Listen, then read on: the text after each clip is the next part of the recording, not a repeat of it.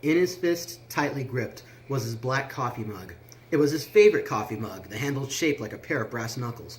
It was filled with coffee. Delicious, black, warm coffee, fresh from his expensive coffee maker, one of the few personal luxuries he allowed himself in this realm.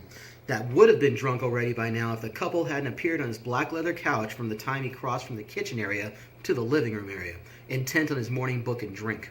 "Shut up! Get out!" Frank grumped at them, his frown as lumpy and angry as his unpicked afro.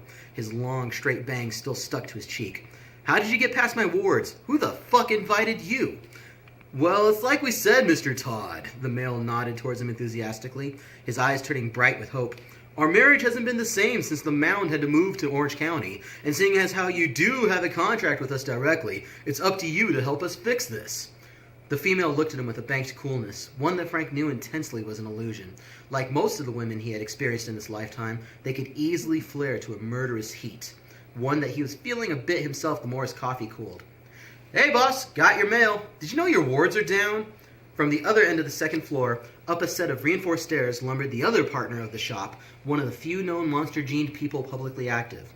Unlike other monster genes, people who underwent metamorphosis and took on the physical characteristics and abilities of those monstrosities of aeons past who begat their bloodline, the partner lacked the chaotic bloodlust and desire to consume human flesh. Indeed, Daniel Dash Hopkins had all his faculties and memories as a human, even as he underwent a metamorphosis. And while this remained a constant humiliation to him in the beginning, he had, through the help of Frank and the establishment of the shop, come to recognize the strength his troll heritage gave him. Taller than Frank's modest 5'9" and various shades of green all over, though his trunk looked human enough, his humongous clawed hands, feet, and long arms immediately gave away his monster heritage. Though his face was mostly human, outside of the scales visible on his cheeks and chin, the rest scattered about his body and acting as gauntlets and greaves on his shins and forearms, his true blood revealed itself wherever he so much as grinned lightly, his mouth filled with layer after layer of shark-like, sharply jagged teeth, his throat a cavernous garbage disposal full of blades and wickedly barbed tendrils.